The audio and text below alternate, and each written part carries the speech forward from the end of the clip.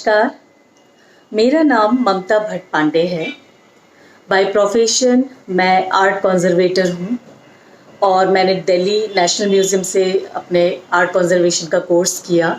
उसके बाद Delhi intact chapter में 6 साल काम किया और उसके बाद 6 साल काम किया Indira Gandhi national centre for the arts में। इसके अलावा दिल्ली के बहुत अच्छे अच्छे प्रोजेक्ट्स मुझे करने को मिले और मैंने पेपर कंजर्वेशन से लेके हर तरीके का ऑब्जेक्ट को हैंडल किया है। इस वक्त मैं JP institute of information technology के साथ पीएचडी कर रही हूँ और मेरा टॉपिक म्यूज़ियम स्टडीज़ के ऊपर है, एजुकेशनल रोल ऑफ म्यूज़ियम।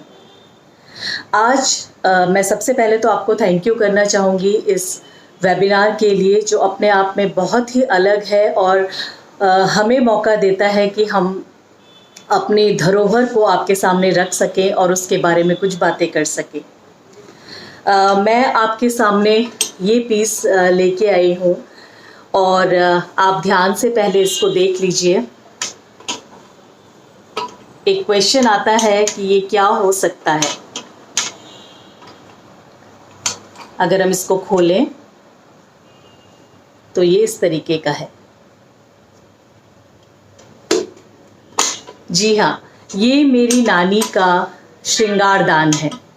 यानी कि ब्रिटिश टाइम से पहले भी जब मेरी नानी शादी करके अपने घर आई थी, यानी कि हम उत्तराखंड के रहने वाले हैं, और जब वो शादी करके रानीखेत आई थी तो अपने साथ ये जेवरों का बक्सा लेके आई थी। इसमें उनके सारे पहाड़ी जेवर थे और एक भगवान की मूर्ति थी।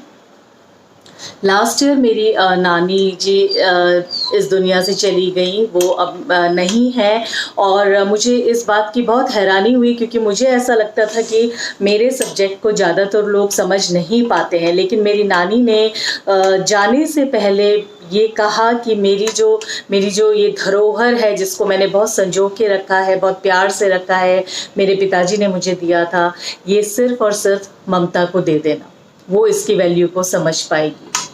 आप समझ सकते हैं कितनी सारी मेमोरीज़ इससे जुड़ी हुई है। हम अक्सर देखा करते थे कि नानी जी का एक बड़ा सा बक्सा हुआ करता था लोहे का, और उस बक्से के अंदर ये होता था और ये काफ़ी सारे तालों के अंदर छुपा होता था, क्योंकि इसमें काफ़ी महंगी ज्वेलरी रखी जाती थी। अब मैंने उनकी धरोहर को बिल्कुल प्यार से संजो के रखा है और सालों साल मैं इसे रखूँगी। उसके बाद मेरी फैमिली, मेरी बेटी इस धरोहर को आगे बढ़ाएगी और मैं समझ सकती हूँ इसकी वैल्यू, इसमें छुपी हुई यादें, इससे जुड़ी हुई बहुत सारी कहानियाँ, और मैं कोशिश करूँगी कि अब मैं इसको एक नई कहानी दे सकूँ और पीढ़ी दर पीढ़ी ये कहानी हमारे साथ आगे बढ़ते रहे। आशा करती हूँ आपको ये पसंद आया होगा। थैंक यू अगेन हमें ये मौका देने के लिए। नमस्कार।